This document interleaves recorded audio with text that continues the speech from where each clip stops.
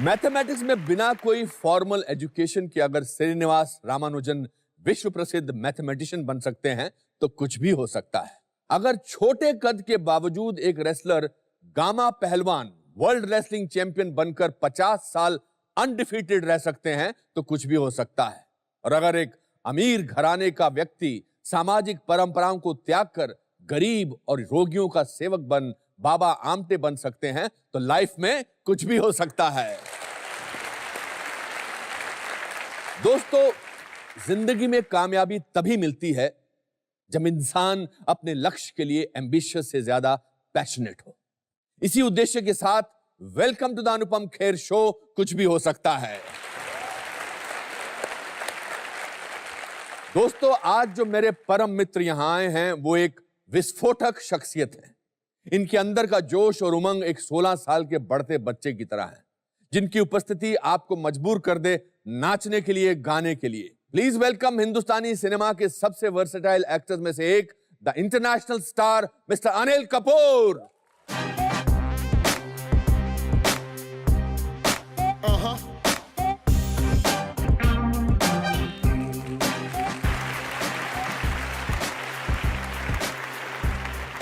मेरी अनिल कपूर साहब से मुलाकात 1983 में हुई थी, जब मैं महेश भट्ट साहब की फिल्म सारांश पर काम कर रहा था। पाली हिल होटल में मैं स्क्रिप्ट पढ़ रहा था। इतने में दरवाजा खुला, एक आदमी आया और बिल्कुल मुझे उसने इग्नोर किया। एक्टर की था और मैंने कहा ये अनिल कपूर है। और महेश भट्ट साहब को, जो मेरी कुर्सी के साथ बैठे थे, दूसरी जगह पे ले गए। उनको बोले कि आज मेरा दिलीप साहब के साथ बहुत इंपॉर्टेंट सीन है मशाल फिल्म में, और अब ये कैसे करना है। कट टू 30-32 साल बाद ये दिल धड़कने 2 की शूटिंग कर रहे थे और मैं इनको मिलने इनके घर पर गया। एक नौजवान लड़का फिर अपने स्टडी में बैठा वैसे ही सोच रहा था कि ये सीन कैसे करना है। तो वक्त बदला नहीं है आपके लिए। आपको मुलाकात याद है वो? ये दोनों चीज़ें मुझे याद नहीं है, मगर धीरे धीरे याद आ रही हैं। पाली होटल में गया था और यूसुफ साहब, दिलीप कुमार साहब, जो हिंदुस्तान के जो महान कलाकार हैं, उनके साथ सीन था। तो इमेजिन कर सकते हैं कि मेरा क्या हाल होगा। तो मैंने सोचा कि आपका तो वैसे, सॉरी टू इंटरप्ट यू, किसी महान कलाकार के साथ सीन नहीं भी होता है तो बुरा हाल उतनी मेहनत करते हैं। हाँ, उतना ही बुरा हाल होता है मेरा। नहीं, फिर भी इसमें 2-3 चीज़ें थी जी। मैं आज आपको खुल के बताता हूँ। जी जी। मैं महेश भट्ट साहब से सीखना भी चाहता था कि किस तरह इस सीन को परफॉर्म करना है, और थोड़ा एक इमेज भी बनाना चाहता था। देखो ये कितना मेहनती लड़का है, मेहनती सिंसियर एक्टर है, ताकि वो जो अगली फिल्म है, जो जब भी कभी वो प्लान करे तो उसमें मुझे ले ले। तो ये जैसे कि अनुपम जो हमेशा कहता है कि we are survivors and will be strugglers all our lives. तो साथ साथ में ये सब चीजें चल रही थी। तो ऑब्वियसली मैंने आपको इग्नोर किया। और एक्टर तो आपको पता है, उसको अपने सिवा और कोई नजर ही नहीं आता। He's like a horse with a blinker. तो एक किस्म का जो ये जो हम लोग, तो आपको पता है कि एक्टर्स का सर्वाइवल इंस्टिंक्ट, बचपन से स्ट्रगलर्स हैं। तो ज्यादा इंटेंशन ये था कि भट्ट साहब मुझे अपनी अगली फिल्म में ले ले। इस बार तो ले लिया इसको बूढ़े के रोल के लिए, नेक्स्ट फिल्म में मुझे ले ले। हाँ, वो आपको किस्सा अगर मैं दोहराना चाहूँ तो मैं आपको बताऊंगा कि मेरा जो आपके बारे में जो इमेज था उस वक्त, तो उन्होंने कहा कि भैया ये फिल्म मेरी एक उसका स्क्रीनिंग है अपना राष्ट्रीय प्रोडक्शंस में, तो आप जाइए राष्ट्रीय प्रोडक्शंस और देखिए। तो मैंने ठीक है। तो मैं वहाँ पहुँचा। तो जब मैं वहाँ पहुँचा तो स्क्रीनिंग ऑलरेडी हो रही थी, शुरू हो गई थी। वहाँ भी मैं स्क्रीनिंग से ज़्यादा राष्ट्रीय प्रोडक्शन में, I mean very honest, struggle करने गया था कि स्क्रीनिंग के बहाने कुछ वहाँ भी राज बरजातिया साहब मुझे कोई फिल्म में ले ले। सिर्फ बरजातिया को नहीं, मैं जितने वहाँ काम करते थे, जक्की साहब, गुप्ता साहब जी, सब कपूर साहब, सबकी चमचगिरी करता था। तो पिक्चर शुरू हो गई थी तो मैं प्रोजेक्शन रूम में घुस गया। तो प्रोजेक्शन रूम से मैंने देखा कि एक कलाकार है जिसको मैंने अभी कुछ ही दिन पहले या 2 दिन पहले देखा है, जो मेरे ख्याल से मेरी उम्र का ही है, मगर ये बुजुर्ग बूढ़े का रोल कर रहा है। तो ऑब्वियसली मैंने देखा ही कि यार, मैं अपने देख ही रहा था नेगेटिव अप्रोच से, नहीं यार ये एक्टर गड़बड़ है यार, ये गलत है। तो मैंने महेश भट्ट साहब को पूछा, मैंने बोला Mahesh, the film is very good. Film भी मैंने कुछ ज्यादा देखी नहीं थी, एक आध सीन आपका देखा था। पिक्चर तो जबरदस्त है, मगर आपने कास्टिंग गलत कर दी है। अच्छा, मतलब वहां मेरा पत्ता काट रहे थे? पत्ता काट रहा था। मैंने बोला ये कास्टिंग आपकी जो है ये गलत हो गई है। Cut to Filmfare award. देखिए सर, मुझे बेस्ट सपोर्टिंग एक्टर मिला और इनको बेस्ट एक्टर मिला।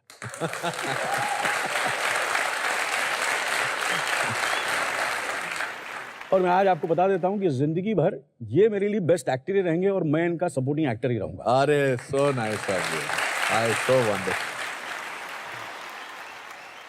कपूर साहब, आपने देश के बहुत सारे लोगों को इंस्पायर किया है, न केवल एक्टर्स को। अगर मैं चाहूं कि आपसे पूछूं कि आप अपने आप को एक वर्ड में कैसे डिस्क्राइब करेंगे, जैसे मैं अपने बारे में बोलता हूं इटर्नल ऑप्टिमिस्टिक, ऑप्टिमिस्टिक, आप अपने आप को अगर कोई वर्ड देना हो तो क्या बोल रहे हैं? Labour class. Labour class, labourer. Labourer, how wonderful. मुझे ऐसा लगता है कि जिंदगी में काम के बारे में शर्म नहीं करनी चाहिए। कोई भी काम, मुझे कभी कोई भी काम, कैसा भी काम, कहीं भी, बड़ा हो छोटा हो, झोपड़पट्टी में हो, महल में हो, पैलेस में हो, मैंने कभी काम की शर्म नहीं की। आदमी अपने आप को ये हमेशा सोचता रहे कि वो क्या लेके आया था और क्या लेके जाएगा। हम जब आए थे, आप शिमला से आए थे, मैं जो था चेंबूर का, वो तो मैं बोल नहीं सकता क्या बोलते हैं अपने ये आप। अपने आप को चेंबूर का छोकरा समझ लो छोकरा या समझते हैं और मैं शिमला का छोकरा। तो सो मुझे लगता है कि क्या था, कहाँ से शुरू हुए हैं और कहाँ हैं, तो मुझे लगता है कि for everything for us so we have to be, you are eternal optimistic and for me I am a labour class actor. Let's talk about Chembur के दिनों की बात। मैंने सुना वहां पर एक तो आपके फादर प्रोडक्शन असिस्टेंट थे या प्रोडक्शन मैनेजर थे? नहीं, वो प्रोडक्शन मैनेजर नहीं थे, उन्होंने शुरू किया as an assistant director. Assistant के आसिफ साहब के असिस्टेंट थे जब आए वो। उसके बाद जैसे कि आजकल हम लोग वी हैव एजेंट्स, तो उन दिनों में सेक्रेटरी होते थे। तो पहले असिस्टेंट थे, फिर असिस्टेंट के बाद वो सेक्रेटरी बने गीता बाली जी के और शमी कपूर साहब के। और फिर सेक्रेटरी बनने के बाद फिर उन्होंने अपनी पहली फिल्म शुरू की with the blessings of Geeta Bali ji.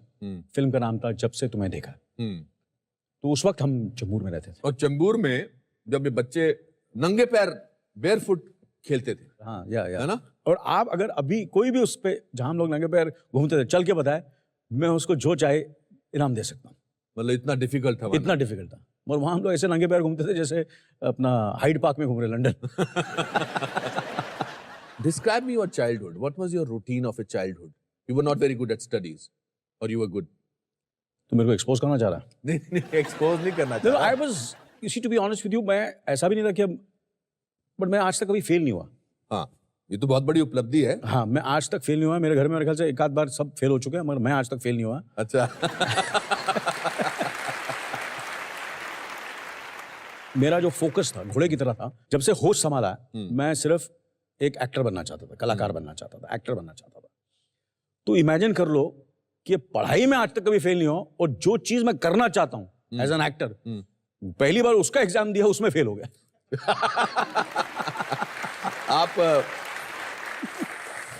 Film and television institute Pune की बात कर पुणे की बात कर रहे हैं। और मैंने सुना फिर आप गिरीश कर्नाड जो वहां के डायरेक्टर थे उनसे झगड़ा करने चले गए थे? झगड़ा नहीं, सब कुछ किया मैंने। झगड़ा किया, पाँव पड़े, अच्छा, रोया, जो करना था मैंने किया। यार मुझे ले लो, इसका रिटन एग्जाम से एक्टिंग का क्या लेना था? अच्छा। तो मगर rules are rules, so I was you were disheartened, very badly shattered. हाँ, रात को तकिए के बहुत रोता था मैं। अच्छा। कि मैं फेल हो गया, मैं एक्टर नहीं बन सकूंगा। मगर आपको पता है, स्ट्रगलर, लेबर क्लास, और आपने क्या-क्या स्ट्रगल किया है। फिर एक कोई बाल कलाकार की कोई फिल्म थी जिसमें आपने ऑडिशन दिया था और उसमें भी आप फेल हो गए थे? हाँ, नहीं, उसमें पास हो गए। उसमें पास हो गए थे? उसमें पास हो गया और पूरा मेकअप लगा के आप नेक्स्ट डे स्कूल में गए थे? यस, वो पास हो गया। शशि कपूर साहब के बचपन का रोल करना था। What movie was that? तू पायल में गई। वो रिलीज नहीं हुई। अच्छा, आज तक वो बंद पड़ गई, मगर काम किया, प्राण साहब के साथ काम किया। बड़ा इंटेंस सीन था। बड़े सब इम्प्रेस हुए कि यार ये कोई कलाकार है जबरदस्त। How old were you at this time? मेरे ख्याल से मैं 7th स्टैंडर्ड में हो गया, 10-11 साल का। 10-11 साल था। उस वक्त से स्ट्रगलर था और उस वक्त से मेहनत करता था। अच्छा। उसमें मुझे सितार बजाना था। अच्छा। उस रोल के लिए। तो मैं चेंबूर से 3 बस चेंज करके अपना ये जो बांद्रा खाड़ी है ना, वहाँ उसके ऑपोजिट एक बिल्डिंग है, वहाँ मैं सितार सीखने आता था। अच्छा। ताकि मैं सितार ऑथेंटिक सितार बजाऊं। ऑथेंटिक। उसकी कितने दिन शूटिंग की थी? उसकी की हमने 8-10 दिन। 8-10 दिन। You remember how much money did you get for that? पूछा ही नहीं, पैसे कौन पूछता, रोल मिल गया, काम मिल गया। एक बार कहो जो मेरी पहली फिल्म थी, मतलब एज राजश्री वालों की। हाँ, एज राजश्री, उसमें 1500 रुपए मिले थे। तो उसमें अगर 1500 मिले थे, दैट वाज इन 1981 और 80, उसमें 1500 मिले, तो यहाँ कितने 500 रुपए मिले होंगे या 200 रुपए मिले होंगे, जो भी है। And Surendra ji, your father was not interested in you wanting to be an actor. नहीं, मैंने उनको बताया भी नहीं था कि मैं यहाँ तो ये शूटिंग करके आए थे, उनको नहीं पता था? नहीं, बताया नहीं था। वही तो, इसलिए तो मैंने कहा मैं आया ताकि सबको पता चले। मैं मेकअप ही नहीं उतारा।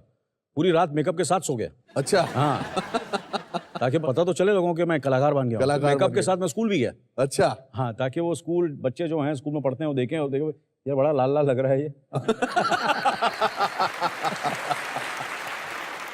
स्ट्रगल क्या करते थे, बॉडी बिल्डिंग वगैरह कुछ करते थे या कुछ? नहीं, मुझे गलतफहमी थी कि मेरी बॉडी बहुत अच्छी है और मेरी टांगी बड़े, I have got great legs. अच्छा, ये गलतफहमी थी। गलतफहमी थी। तो मैं समझता था कि आर्नल्ड श्वार्ज़नेगर उन जमाने में उनके लेग्स जो जबरदस्त थे, जो हरक्यूलिस रोल करते थे उनके लेग्स वगैरह, तो मुझे गलतफहमी थी कि मेरे बाएं इतनी अच्छी नहीं है, चेस्ट इतना अच्छी नहीं, मेरी टांगे बड़ी अच्छी हैं। ये आपको लगता था? हाँ, मुझे ऐसा लगता था। हर कलाकार को एक गलतफहमी होती।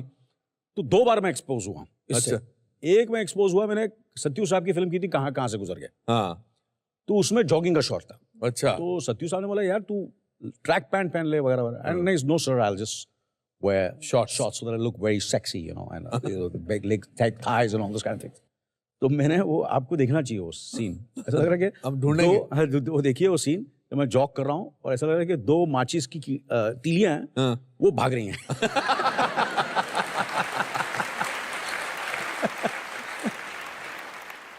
और एक और मैंने जो जैसे मुझे गलतफहमी थी कि मैं बहुत जबरदस्त डांसर हूँ। अच्छा। तो ये जब बाबू साहब की एक तेलुगु फिल्म कर रहा था, तो वहां जब मैं पहुंचा तो उन्होंने कहा कि तुम ये कर सकते हो? बोला हाँ। तुम वो कर सकते हो? बोला हाँ। तुम ये कर सकते हो? बोला हाँ। जो बोला हाँ हाँ हाँ हाँ। बोले यार काम दे दे तू। तो उन्होंने उस फिल्म के अंदर एक गाना रखा जिसमें मैं बैले कर रहा हूँ।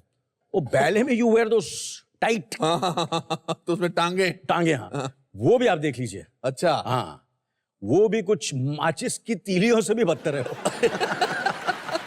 वो अल्टीमेटली वो जो सीन था वो इतना बुरा लग रहा था, वो गाना इतना बुरा था कि दैट वाज, मेरे पाँव पड़ लिए, मेरा करियर खत्म हो जाएगा, ये गाना निकाल दीजिए आप फिल्म के अंदर से। वो गाना निकाल दिया। हाँ, उसके बाद आपकी टांगों के बारे में जो आपकी गलतफहमी थी वो दूर हो गई। वो आज तक उसका एक्सरसाइज कर, आज सुबह भी मैंने एक्सरसाइज की। अच्छा। ताकि वो टांगे ठीक हो जाएं। पर टांगे अभी भी पतली हैं।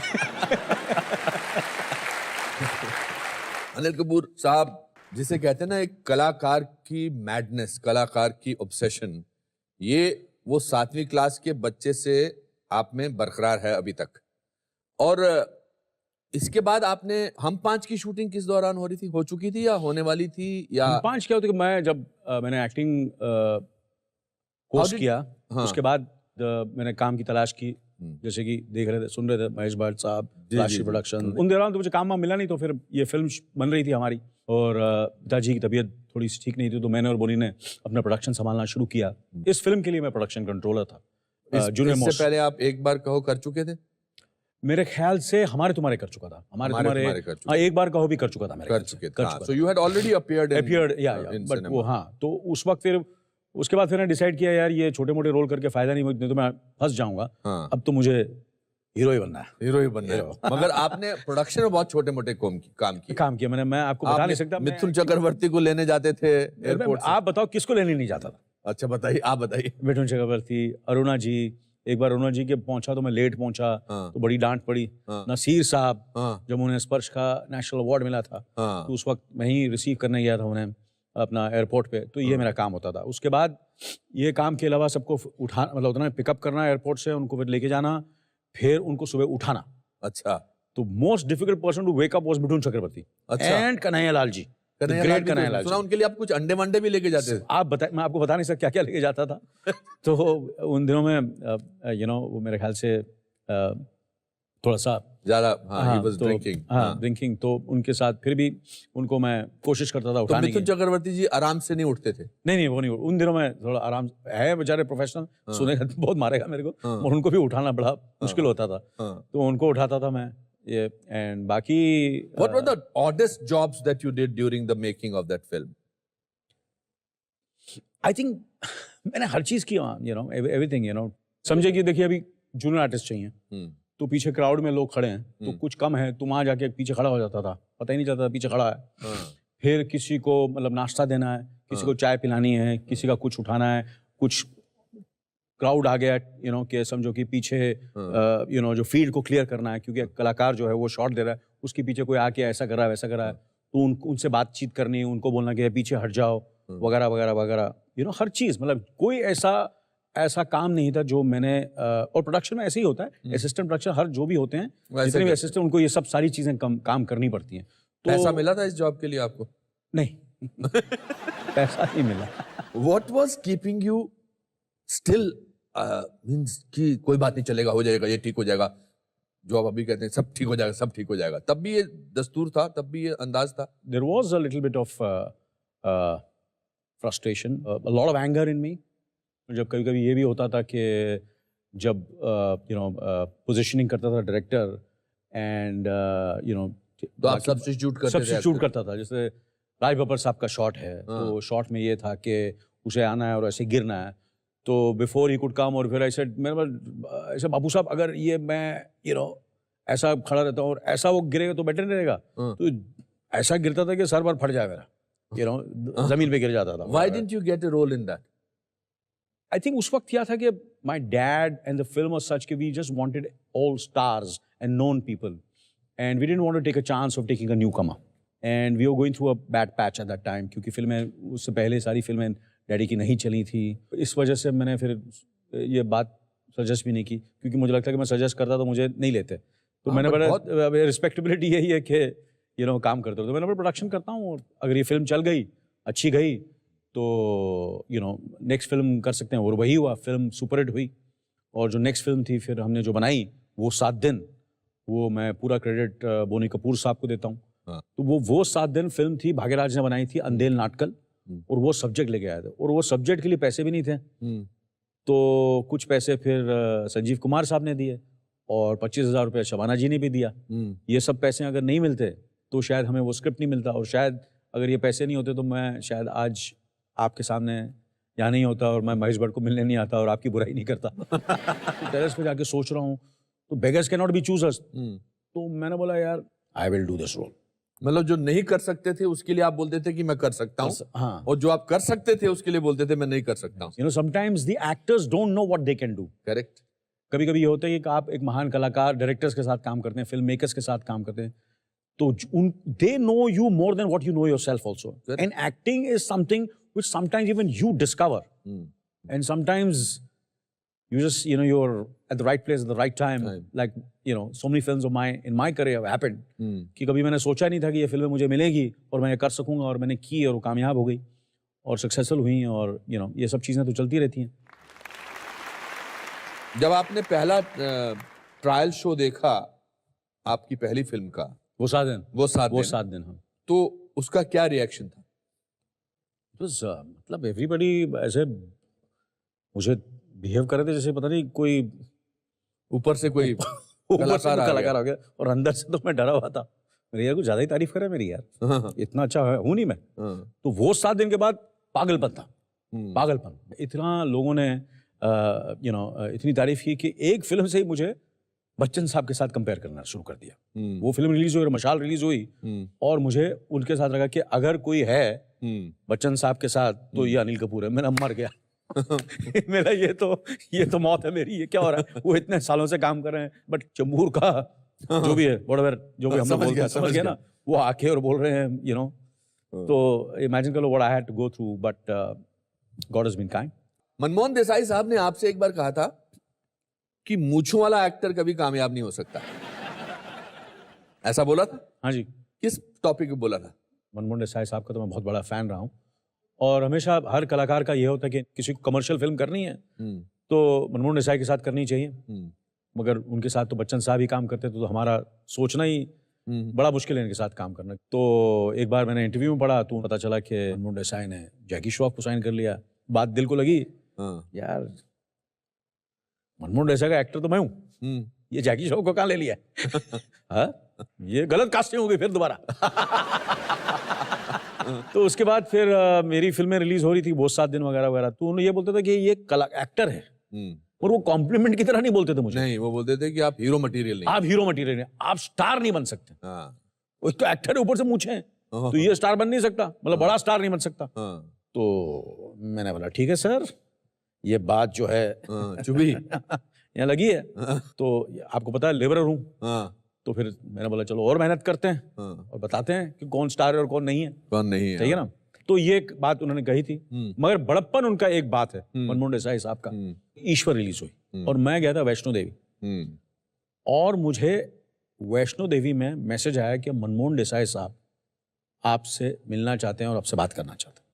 तो उन दिनों में तो मोबाइल फ़ोन होते नहीं थे, तो मैं बम्बई आया, मैंने फ़ोन किया उनको, मैंने बोला आप मिलना चाहते, तो इतनी मेरी तारीफ़ की, हाँ, इतनी तारीफ़ की मेरी, कि मैं आपको बहुत बता नहीं दिलदार आदमी थे वो। हाँ, बहुत ज़बरदस्त आदमी थे। हाँ, उन्होंने मुझे फिर एक फ़िल्म ऑफ़र की, क्यों ना, ये मेरा बेटा बना रहा है फ़िल्म। मिला सर, मैं आपके साथ काम करना चाहता हूँ, आपकी प्रोडक्शन में काम करना चाहता हूँ, मैं आपकी बहुत इज़्ज़त करता हूँ। वो स्क्रिप्ट सुनी, मगर वो पिक्चर फ़िल्म बनी नहीं, क्योंकि वो गुज़र गए। हाँ, but I had committed to do the film and to stand by the production, and I did that film Deewana Mastana, which became a super hit. आपने रॉकी में संजय दत्त के भी आप बस दोस्त का आपने ऑडिशन दिया था? हाँ सर। उसमें भी रिजेक्ट हुए थे? उसमें भी रिजेक्ट है, उसमें गुलशन ग्रोवर को मिल गया। वो रोल गुलशन ग्रोवर मिल गया। ओह, इसीलिए गुलशन ग्रोवर आपसे ऐसे बात करते हैं। हाँ, यस। तो हम लोग दोनों गए थे महबूब स्टूडियोज। अच्छा। महबूब स्टूडियो में जाता था कि यार, तो मैंने दत्त साहब को नहीं, मैंने संजय दत्त से थोड़ा मिलते हैं, तो शायद वो बोला अपना इन्फ्लुएंस डाले। हाँ। तो उसमें नहीं, उसमें भी रिजेक्ट हुआ, और स्वामी दादा में भी। अच्छा, जो जैकी को मिला रोल। जैकी रोल को मिला। तो ये 2 रोल जो बड़ा रिग्रेट हुआ है, बड़ी मैंने मेहनत की, देव साहब को मिला वगैरह। तो ये 2 फिल्में बड़ा दुख होता है मुझे, दोनों फिल्में मुझे नहीं गई। आप क्रोधी में भी कुछ सुभाष घई? अरे यार, क्रोधी की बात मत कीजिए यार। क्यों? क्रोधी का तो एक कमाल का है, ये तो इंसिडेंट है। ये आपने डर फिल्म देखी होगी शाहरुख खान साहब की? जी, मैं उसमें काम भी किया था। बाजीगर भी देखी होगी। हाँ। एक्टर होते हैं जो ऑब्सेस्ड हो जाते हैं। हाँ। ये किसी लड़की के लिए। हाँ। तो मेरा कैरेक्टर तो ऑब्सेस्ड हो गया था सुभाष घई के साथ। अच्छा। तो सुभाष घई जहां भी जाता था, मैं वहां पहुंच जाता था। अच्छा। हॉलिडे इन में मैं वहां खड़ा हो जाता था। सेंटर में शूटिंग में I was stocking him. Mehboob studio में रिकॉर्डिंग, खड़ा हो जाता था। जहां वो जाते थे, आई वाज स्टॉकिंग हिम, यहाँ वहां, इससे बात करो, उससे बात करो। जहां देखूं मैं नजर आता, उसको लगे ये कौन पागल मेरे पीछे घूम रहा है। So it was like madness कि मैंने, यार ये फिल्म अगर मुझे मिल गई ना, क्रोधी, तो मैं तो सुपरस्टार। तो मैं पीछे पड़ गया क्रोधी के, तो मैं हाथ धो के भी चढ़, मेरा ऑब्सेशन जैसा होता है। बट उसमें भी उन्होंने सचिन को ले लिया यार, मुझे नहीं लिया। सचिन एक्टर। अच्छा, दूसरा एक और कोई रोल था? आप क्या लगे मैं धर्मेंद्र के लिए ट्राई कर रहा था? धर्मेंद्र के रोल के लिए ट्राई कर रहे? सर, इतनी औकात नहीं थी मेरी। मेरी जंग में भी मैं जावेद जाफरी का रोल ट्राई कर रहा था। फिर बाद में वो कुछ अमिताभ जी ने नहीं किया, तो मुझे फिर वो अमिताभ का रोल मिला। मगर वो आपको स्टॉक करना कहीं ना कहीं तो काम आया। हाँ, काम आ गया यार, काम आ गया। तो कभी कभी बिना स्टॉक किए काम मिल जाता है। तो ये मेरी जंग के लिए मैंने स्टॉक नहीं किया, किसी को मिला नहीं। जावेद साहब ने मेरा नाम सजेस्ट किया, रमेश सिप्पी साहब को, फिर उसके बाद यश चोपड़ा साहब को, और फिर मुझे मशाल मिली। फिर वो मशाल रिलीज़ हुई, मशाल में मेरा काम देखा फिरोज़ खान साहब ने और सुभाष घई साहब ने। तो एक ही दिन में मैंने जांबाज और मेरी जंग साइन की। इस दौरान एक तरफ आपका करियर की जद्दोजहद चल रही थी और एक तरफ आपका इश्क पनप रहा था सुनीता के साथ। हाँ जी। आपने सुनीता से फोन पे बात की थी पहली बार? हाँ जी, उन्होंने की थी, मैंने नहीं की थी। अच्छा। क्योंकि उनकी अंग्रेजी मेरे से बेहतर थी। अच्छा। तो मैं तो इसलिए वही आवाज़ और अंग्रेजी से मैं पागल हो गया था। अच्छा। यार ये क्या इंग्लिश बोलती है यार।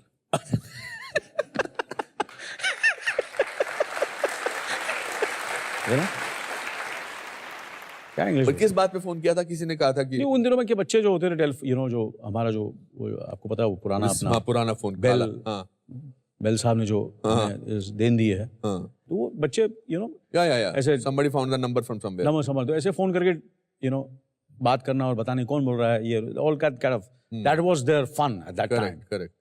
बट मुझे इश्क हो गया उस आवाज से, उस अंग्रेजी से, इंग्लिश से। अरे ऐसे कौन बोल रहा है? Guess who's speaking?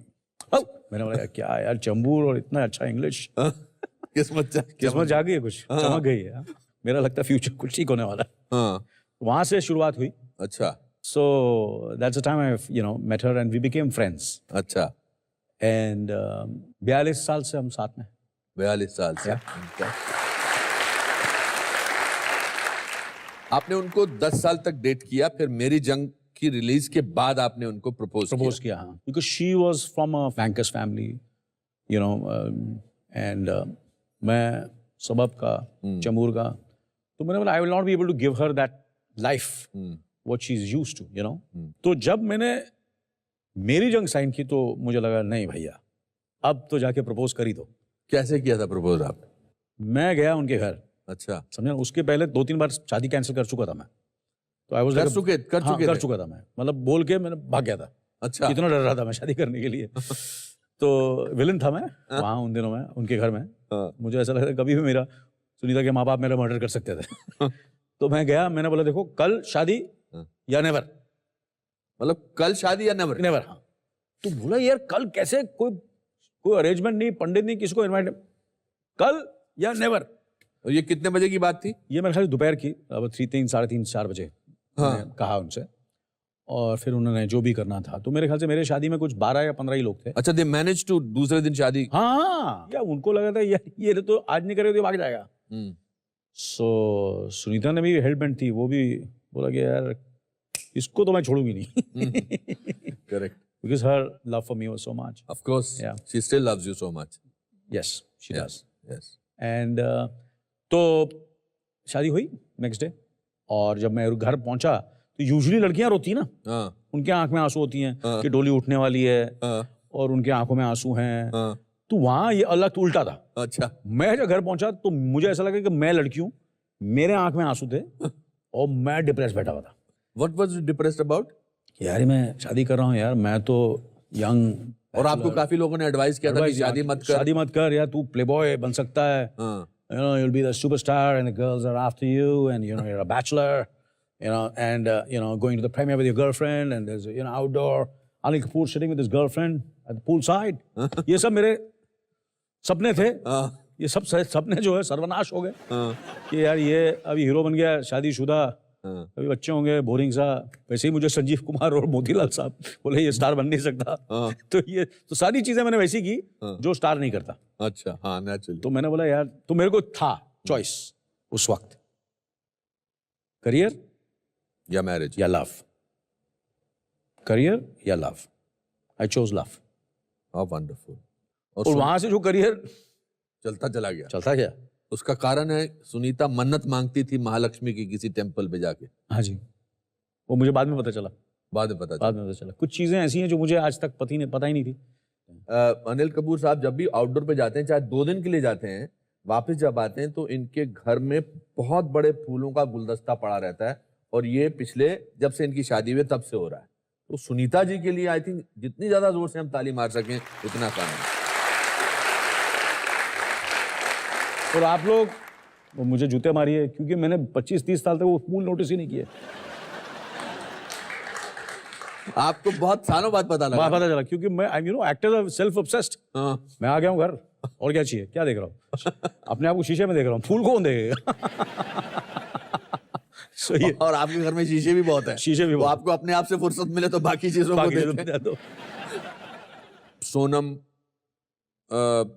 Riya and your son Harsh, yes, who are you closest to? It depends on day to day. अच्छा, you understand? कुछ दिन ऐसा लगता है कि Sonam is my most favorite, कभी कभी ऐसा लगता है कि रिया is my most favorite, और कभी कभी ऐसा लगता है कि हर्ष is my most favorite. So depend करता है कौन क्या सिचुएशन है। I'm blessed that I have 3 children, and हर 3 एक अलग अलग कैरेक्टर है। मतलब कैरेक्टर आप समझते हैं ना, मतलब जी। मैं कोई तारीफ नहीं कर रहा हूँ। नहीं, मैं समझ गया। हाँ, कैरेक्टर है, बड़े बड़े कैरेक्टर हैं। But of course my most favourite is my wife. Your wife? Yes. अब ये नंबर बढ़ा रहे हैं अपने वाइफ के बाद इस शो में यार। अच्छा, आपके घर में आपके 3 बच्चे आपको महसूस कराते हैं कि आप पुराने जमाने के हैं? रोज दैट्स वेरी 80s।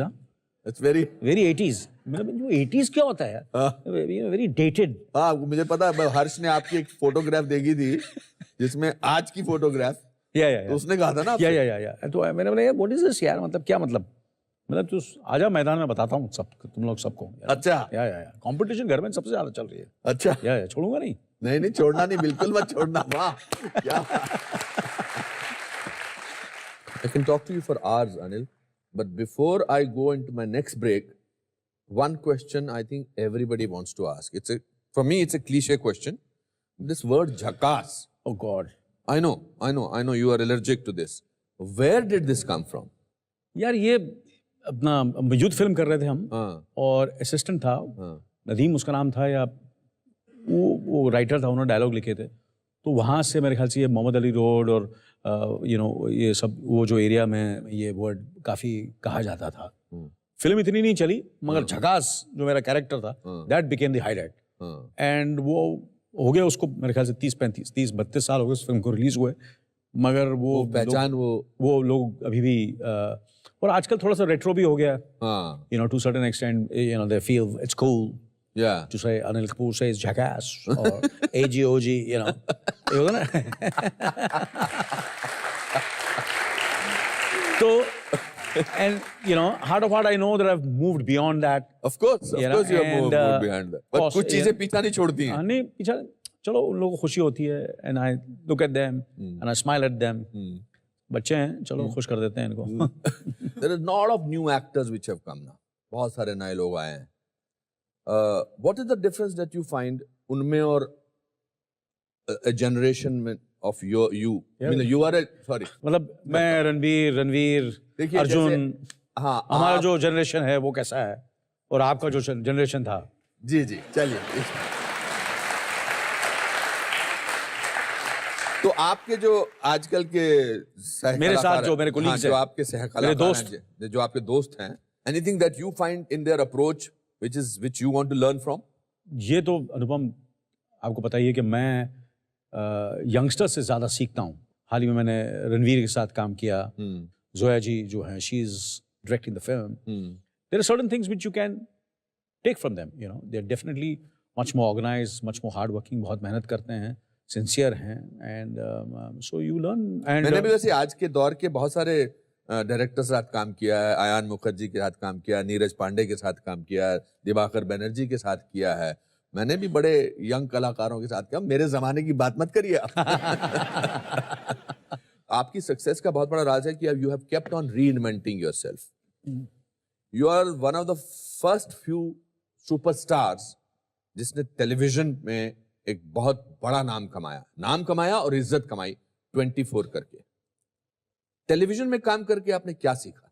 मेरी हमेशा रिग्रेट रहा है कि मैंने थिएटर कभी नहीं किया। मैंने थिएटर, मैंने कॉलेज में था तो मैंने 1-2 प्लेस किए, उसमें मुझे बेस्ट एक्टर अवार्ड भी मिला, दिलीप कुमार। मैं आपको ये फेंक दूं, आप अपने आप को बहुत बड़ा थिएटर का एक्टर समझते हैं? अरे आप मेरी तारीफ कर रहे हैं, मेरी बुराई कर रहे हैं? नहीं, थोड़ी बहुत बुराई भी कर रहा हूँ। आप शुरू से बुराई कर रहे हैं यार। तो जिस तरह थिएटर में जिस तरह का गरीबियत और मेहनत और यू नो पैशन है, जो यू नो, जो टेंशन, जो डर कि यार बस यही है, बस अभी तो पिक्चर यू नो रीटेक नहीं है इसमें, तो वो वाली फीलिंग टेलीविजन में बहुत मजा आया इसमें। मुझे लगता है कि मेरे करियर में बहुत सी फिल्में की हैं, मगर जो 24 में जो मुझे करने का मजा आया, मैं I can compare it to the best. तो दोस्तों अब वक्त आ गया है ऑडियंस में से कुछ भी हो सकता है मोमेंट को पेश करने का। For that let's go. बैठिए आप। अच्छा, अब क्या लगता है मैं ऐसा खड़ा नहीं हो सकता? अरे मैं खड़ा हो सकते यार, बिल्कुल खड़ा हो सकते आप। मैं आपके पाँव पड़ता, आप मुझे माफ कर दीजिए। बैठिए मेरे से, बुजुर्ग को बैठिए। अरे I am a young boy. You are a young boy. Simran आइए सिमरन जी। सिमरन जी आ गई है। अरे सच अ प्लेजर, प्लीज बैठिए। सिमरन बैठिए। ये बड़ा, हमेशा मैं यही सवाल पूछता हूँ कि कैसा लग रहा है आपको अपने चहेते कलाकार के साथ? Right now I am on the top of the world. How wonderful. बहुत अच्छा लग रहा है। मेरी बहुत ख्वाहिश थी कि मैं इनको देखूं, but I never thought in my wildest dream also कि मैं कभी इनके सामने ऐसे, I mean I am going to share the stage with you, with both of you. क्या करती हैं आप सिमरन? मैं फैशन डिजाइनिंग करती हूँ सर। अच्छा, आपको ये एज ए हीरो ज्यादा पसंद है या as a romantic person? As a romantic person. Oh my God, I love his stubble look sir. आपके हाथ इतने ठंडे क्यों हैं? ठंडे। What is your hobby? Do you sing? Yeah, my hobby is singing, dancing. चलिए अब आपको हम अनिल कपूर की पसंदीदा चीजें एज ए गिफ्ट देते हैं। Please get the gift please. या आर डी बर्मन साहब ने इसका संगीत बहुत अच्छे, बहुत जबरदस्त गाना था। ये क्या है? ये 24 का DVD है, हाँ, ये डार्ट है। इस पर आपको सिमरन के लिए जरूर जरूर।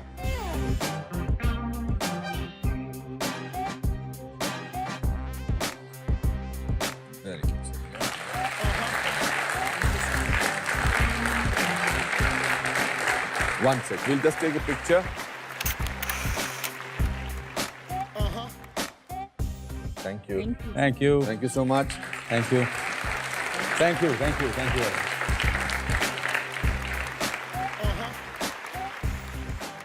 Kapoor साहब, this is one of the richest episode of the Anupam Kher show कुछ भी हो सकता है।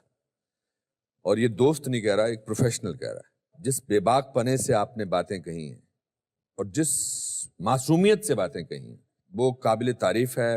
एंड मैं चाहूँगा कि जब मुझे 30 साल बाद दादा साहब फाल्के अवार्ड मिल रहा हो और वो कहें कि we are asking now young actor newcomer Anil Kapoor to present this award, I will be the happiest person on that.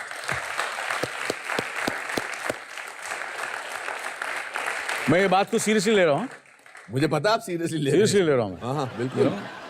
मेरा ऑलरेडी वर्कआउट शुरू हो गया है। आप उछलते कूदते आएंगे सीढ़ियों पर and I hope I am not a wheelchair on a wheelchair. आपके घर में बहुत सारे अवार्ड्स पड़े हैं, बहुत सारी आपकी काबिलियत पर मद्देनजर रख के आपको बहुत सारी रिकग्निशन मिली है, मगर हम अपनी मोहब्बत जो है इस एक कागज के टुकड़े पर लिख के देते हैं।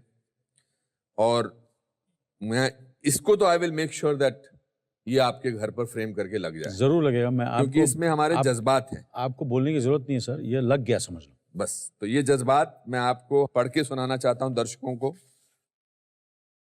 भारतीय सिनेमा जगत के सदाबहार व लोकप्रिय अभिनेता अनिल कपूर को हमारा प्रणाम। आपकी प्रतिभा एक मिसाल है आने वाली पीढ़ी के लिए। आपका उत्साह हमें प्रेरित करता है और कठिन परिश्रम करने के लिए उकसाता है। आपका अनुष्ठान और दृढ़ता आपकी उपलब्धियों का कारण है। आपके द्वारा निभाए गए किरदार आम आदमी के जीवन की गाथा हैं। आप इसी प्रकार अपनी प्रतिभा से हमें प्रेरित करते रहें, यही हमारा निवेदन है। अनुपम खेर। आइए सर।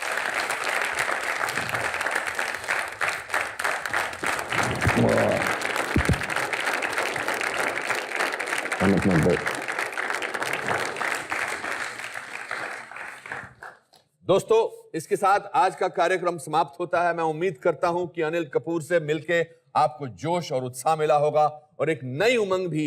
अगले हफ्ते फिर मिलेंगे मेरे एक नए मित्र के साथ। तब तक के लिए अपना ख्याल रखिए और याद रखिए कि यह संसार एक भूल भुलैया है।